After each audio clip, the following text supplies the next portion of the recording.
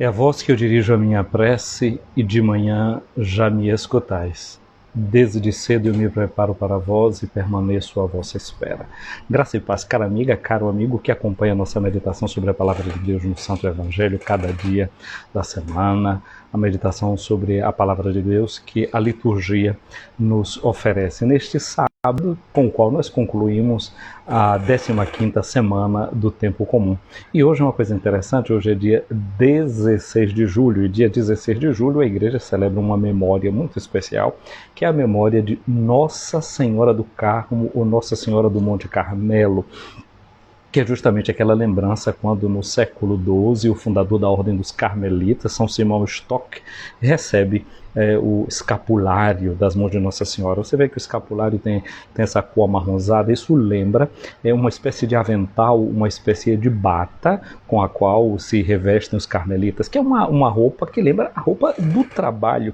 Para mim me vem sempre esta memória, não é, de Jesus que na última ceia, não é, depõe o manto e amarra uma toalha na sua cintura e vai lavar os pés dos irmãos. É isso que me remete. Vou pensando que a Nossa Senhora é quem dá o escapulário, eu fico pensando nas mães que estão na cozinha trabalhando com o seu avental. E dessa forma a memória de Nossa Senhora do Carmo me faz pensar nisso. Nós que devemos trabalhar, que devemos servir. Aliás, é assim que Nossa Senhora se apresenta diante do anjo, né? Ela diz: eu sou a serva do Senhor, eis aqui a serva do Senhor, faça-se em mim segundo a tua palavra. Interessante porque na espiritualidade do Carmelo, olha quantos santos carmelitas você conhece. São João da Cruz, na verdade, Santa Teresa de Ávila, Santa Teresa do Menino Jesus, Santa Teresa de Los Andes.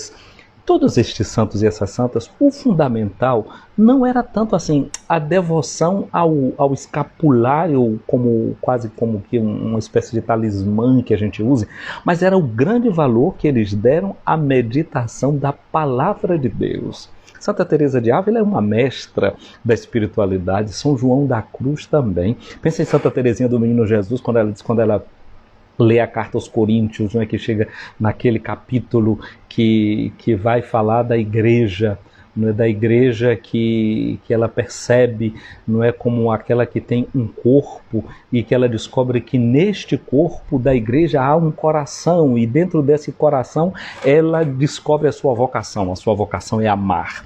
Portanto, aí a gente vê, não é, o centro dessa espiritualidade carmelitana é esse amor à palavra de Deus.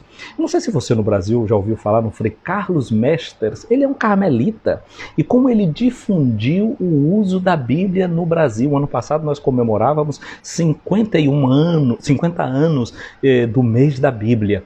Uma iniciativa que recebeu uma grande força, um grande impulso desse Frei Carmelita. Muitos dos temas que nós estudamos durante o mês da Bíblia ao longo dos anos foram com textos preparados por este carmelita, um verdadeiro dom de Deus para a igreja no Brasil. Portanto, esse amor à palavra de Deus deve ser o fruto doce desta devoção carmelitana. Na medida que a gente tem o escapulário por debaixo da roupa da gente, né, escondido cá por dentro da gente, a gente deveria lembrar também como Maria se revestiu da palavra de Deus. A palavra de Deus se revestiu da sua carne, a palavra de Deus se revestiu de carne no ventre de Maria, e o interior de Maria ficou cheio da presença da palavra de Deus, que começou a habitar nela. Então a devoção ao Monte Carmelo deve ser isso. E a palavra Carmelo significa jardim também, né?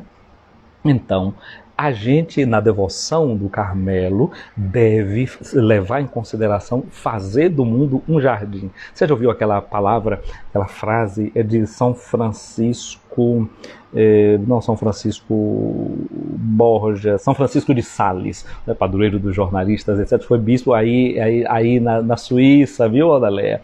Então, São Francisco de Sales, ele dizia assim: você deve florescer onde Deus te plantar. Você está plantada na Suíça? Aí você deve florescer. Você está plantado na profissão tal? Aí você deve florescer. Você está plantado no estado de vida tal, padre, freira, religioso, matrimônio? Aí você deve florescer. Mas é claro que às vezes para a gente florescer precisa de podar um bocadinho, né? Quem lida com o jardim sabe que o jardim deve ser adubado, deve ser molhado, as plantas devem ser podadas. Então a gente não deve ficar preocupado, deve fazer o trabalho da gente. Colocar o escapulário significa colocar a roupa do trabalho da gente, a roupa para a gente trabalhar. A vida, não é, vem assim com trabalho. Diz que o lugar do mundo onde sucesso vem antes do trabalho é no dicionário. Isso no dicionário da língua portuguesa, né? Porque a letra S de sucesso vem antes da letra T de trabalho. Alguns dizem dessa forma. Então, a gente tem o trabalho para depois ter os frutos, ter o resultado. Então, esse escapulário hoje convida a gente a pensar no trabalho. Mas enquanto a gente trabalha, a gente pode desfrutar do trabalho. Mas quem cuida de um jardim sabe, né? O jardim não tem a mesma beleza no inverno. Existem os jardins de inverno, né? Mas uma coisa é um jardim no inverno, outra coisa é um jardim no verão, outra coisa é um jardim na primavera. Durante as várias fases do ano, o jardim processa-se de forma diferente. Então tem canteiros que você tem que deixar que ele descanse, não é? Em um determinado período. Tem questões que a gente não tem que resolver arrojadamente ali de qualquer forma, não. Dá o tempo para semente desabrochar, para a plantinha se refazer. Então a gente não ter medo das crises, não ter medo das dificuldades, mas saber que a gente deve trabalhar como boas jardineiras e bons jardineiros, colocar a nossa roupa de trabalho e descobrir, como Santa Teresinha do Menino Jesus, ela que era carmelita também, que no coração da igreja, nossa mãe, nós temos uma vocação particular. Qual é a nossa vocação particular? Ser o amor, viver o amor. Então esse convite da espiritualidade carmelitana é esse convite a viver o amor. São João da Cruz, como é que ele vai dizer? No final da vida nós seremos julgados pelo amor.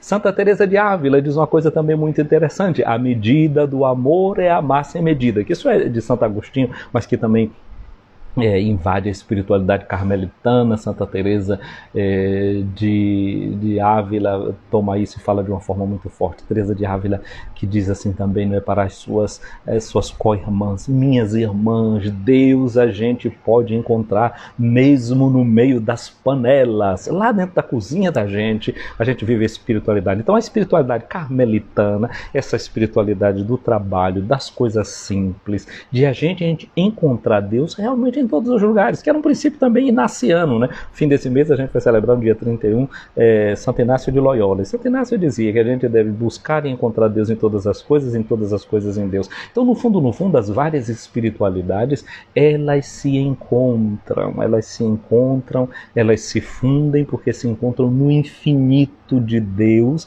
que se torna presente no cotidiano da gente, na vida, no dia a dia.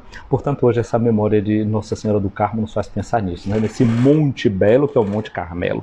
Na coleta da missa de Nossa Senhora do Carmo, na coleta é a oração que a gente faz durante a missa, olha que diz assim: venha, ó Deus, em nosso auxílio, a gloriosa intercessão de Nossa Senhora do Carmo, para que possamos, sob a sua proteção, subir ao monte que é Cristo. Então o Monte Carmelo, né, que é o monte lá onde foi viver São Simão Stock no século XII, lá onde ele recebe esse escapulário, e é interessante que o escapulário é entregue a São Simão Stock, e em Lourdes, Nossa Senhora, né, que se apresenta dizendo: eu sou a Imaculada Conceição, o último encontro dela com Santa Bernadette é um dia 16 de julho, um dia de Nossa Senhora do Carmo. Então, portanto, unindo sempre essa presença mariana. Mas essa presença nos faz pensar, como eu dizia aqui, né, nesse monte. O monte é Cristo mesmo. Então, subir para Deus através de Cristo. Então, Cristo é esse Monte Carmelo para nós, esse monte que é um jardim. Então, se a gente vai fazendo a subida da gente, é como se a gente lembrasse: estou subindo para esse jardim, para esse momento. A gente pode pensar no momento da transfiguração, quando no monte do Alto Tabor, Cristo se transfigura, as suas vestes ficam alvas, como ninguém na terra poderia embranquecer. Então, pensando nesse hábito nesse escapulário, algo que colocam na espala, na escápula, né, nos ombros. A gente lembra, né, Cristo que diz: tomem sobre vocês a cruz de cada dia e me siga. Esse escapulário também é a imagem da própria cruz, né, que a gente colocando o escapulário nessa forma, né, ele apoiado sobre os ombros, lembra para nós a cruz de cada dia que a gente deve levar, não é? Dessa toalha que às vezes no lava-pés você se cinge com ela para lavar os pés do irmão, é a cruz de cada dia, é o serviço que você pode prestar ao outro a cada dia, e assim a gente vai transformando o mundo realmente em algo belo.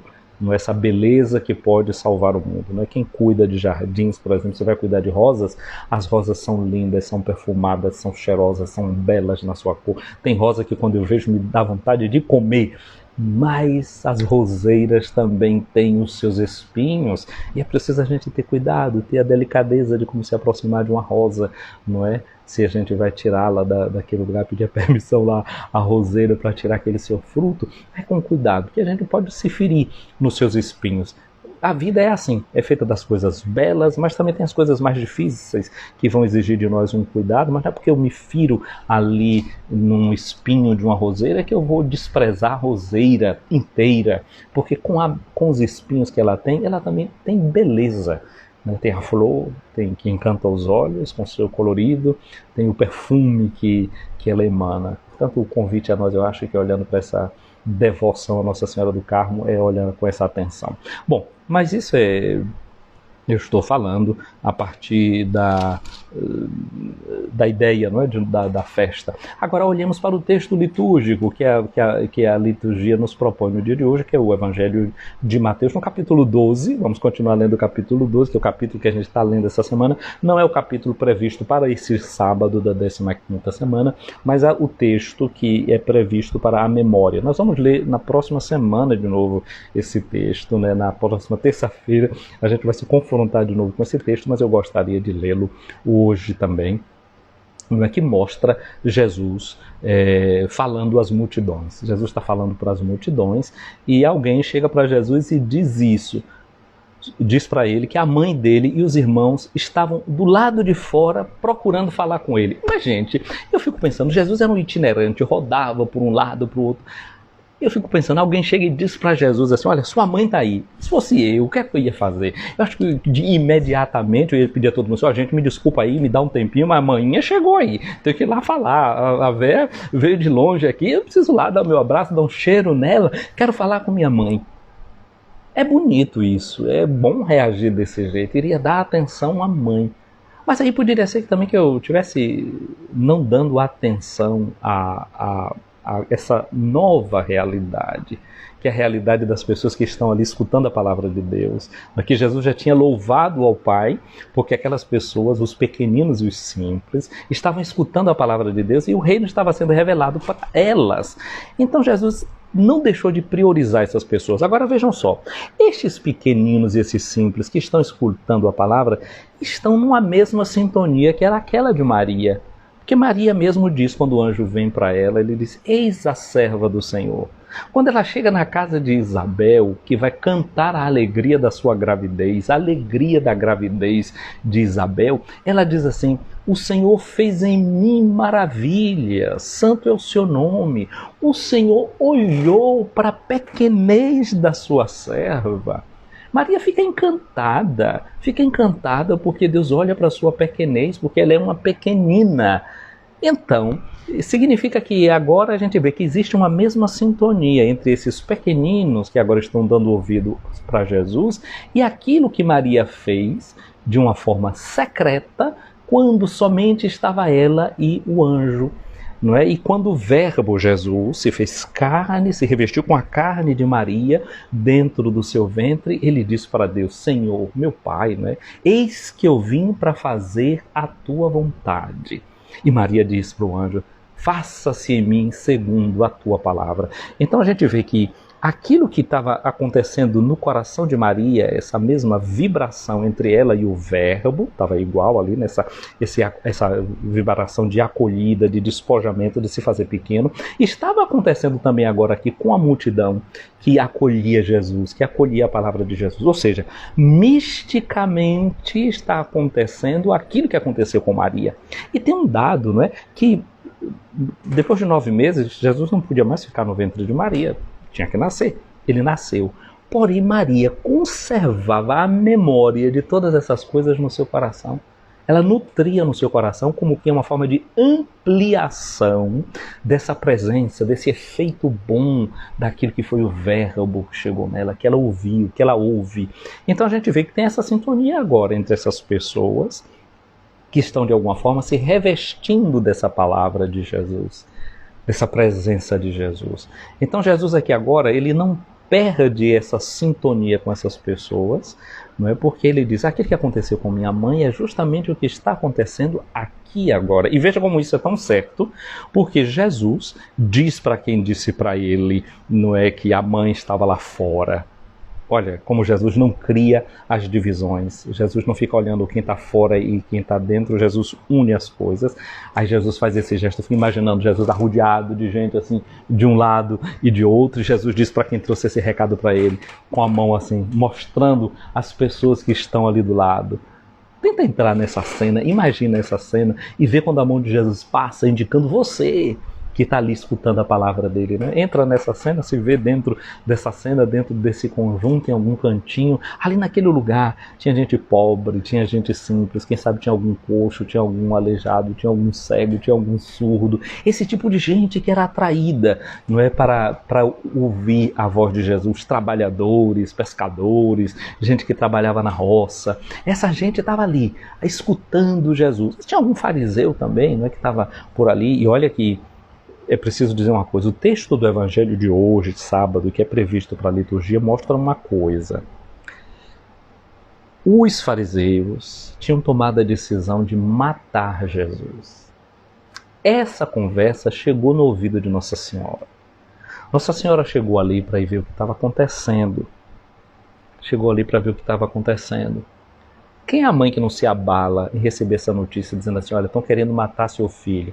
O pessoal lá tomou decisão. Pensa nas mães que vivem talvez em favela, onde existem gangues, que você sabe que uma gangue tomou a decisão de eliminar um fulano. O que é que a mãe faz? O que é que os pais fazem? Às vezes pega o filho, tenta tirar daquele lugar, manda para casa de um parente longe, lá no interior, aí de repente chega aquele moleque lá no interior, com aquele jeitão dele, né, correndo lá de lá, porque fez uma briga, fez alguma coisa, está jurado de morte. Jesus estava jurado de morte. Eles fizeram um conselho. O conselho é tomar uma decisão. Decidiram, vamos matar Jesus. A decisão era essa. Os chefes já tinham decidido. Esse é o texto que está hoje previsto na liturgia. Essa conversa, sabe que notícia ruim corre. Isso chegou no ouvido de Maria. Como ela não se preocupar, então ela foi lá para ver, tentar fazer alguma coisa com esse filho. Mas Jesus está ali, sereno, tranquilo, continuando a missão dele, pregando. E agora se sente protegido também por aquele cinturão de pessoas que estão ali em volta. E agora ele amplia esses vínculos da sua família. Ele também se sente protegido não só pelo amor da sua mãe, mas também pelo amor da sua gente, dos seus discípulos, das suas discípulas, daquelas pessoas que estão ali com ele. Então essa mão de Jesus que vai mostrando todas essas pessoas que estão ali à sua volta. E Jesus diz, mostrando os discípulos com a sua mão estendida. Aliás, essa mão também de Jesus um dia vai estar no alto da cruz, estendida, vai estar aberta e ele não vai poder fazer mais nenhum movimento com aquela mão, porque vai ter um cravo segurando aquela mão e ele vai ver que ao seu lado ali na frente está sua mãe, está o discípulo amado e ele vai dizer para a mãe, mulher, eis o teu filho. E vai dizer para o discípulo amado, filho, eis a tua mãe. Agora, Jesus olha para essa multidão e diz, aqui está minha mãe, aqui estão os meus irmãos. É assim que Jesus se sente, amparado, irmão de todos. Você, minha amiga, meu amigo, se sente também pessoa amparada? Você consegue notar que tem gente que quer bem a você em uma determinada situação pela qual você está passando? Você consegue confiar nas pessoas que estão em volta de você? Jesus estava jurado de morte, mas Jesus não fica pensando naquela visão negativa do que tinha acontecido. Aliás, no coração de Jesus o que está firme é aquilo que Deus disse no dia do batismo dele: este é o meu filho amado. Ele é o filho amado. E assim um filho que foi amado pelo pai, ele se sabe também amado pela mãe e não se sente doentiamente apegado a ela, se sente junto dela, mas porque ele se sente amado, ele é capaz de amar. E aquele amor e aquela segurança que ela transmitiu ao filho, ele consegue também ver espelhado em quem está à sua volta. Jesus olha sempre para esses aspectos positivos que estão presentes na vida, que estão presentes no mundo. E ele diz: eis a minha mãe, eis os meus irmãos. Por quê? Pois todo aquele que faz a vontade do meu Pai que está nos céus, este é meu irmão, este é minha irmã, esta é minha mãe. Aqueles fariseus que tomaram a decisão de matar Jesus não estavam fazendo a vontade do Pai que estava no céu. Mas aqueles que estavam ali agora, neste momento, diante de Jesus, são promotores de vida. São como a barriga da sua mãe, o ventre materno no qual ele caiu. Ali agora ele está caindo no coração daquelas pessoas que estão acolhendo o seu sim à vida, o seu desejo de transformação das pessoas. Minha amiga, meu amigo, é dessa forma que a gente quer concluir essa semana. Com esse espírito mariano, com esse espírito cristão, com esse espírito filial. Voltemo-nos ao Senhor. Senhor Jesus, muito obrigado, porque hoje nós vemos a Tua mão apontada na nossa direção, nos mostrando como aqueles que podemos ser como Tua mãe, porque somos capazes de deixar que o Espírito Santo te gere em nossos corações pela escuta da palavra. Muito obrigado porque nas nossas missões, na nossa missão de cristão e de cristã, de evangelizadores, a gente pode gerar Cristo nos irmãos e nas irmãs, como o apóstolo Paulo diz que ele gerou os cristãos, as cristãs na fé, que eles podiam ter muitos pedagogos, mas apenas um que os tinha gerado na fé, e ele se sentia assim, como uma mãe, como um pai, que gera filhos para o Evangelho. Muito obrigado, porque Tu, como palavra viva de Deus, entras em nosso coração e nos geras como pessoas novas. Muito obrigado porque nesta memória de Nossa Senhora do Carmo, a gente pode pensar o mundo como isso, como um jardim, como Deus o criou, como um paraíso. E no paraíso, Senhor, nós sabemos que nós podemos dizer sim ou dizer não, como Adão e Eva. Eles disseram não no paraíso, mas nós queremos dizer sim a essa palavra, como Maria foi capaz de dizer. Obrigado por essa devoção bela do escapulário que nos faz pensar na Tua carne assumida no ventre de Maria, com a qual Tu te revestiste, e com a divindade com a qual Tu nos revestes, porque nós somos em Ti chamados a assumir a nossa divina humanidade. Só em Ti nós podemos assumir esse dom que o Pai nos concede. Nós queremos ser revestidos de Ti, Senhor Jesus. E ser revestidos de Ti significa acolher a palavra que Tu nos diriges a cada dia.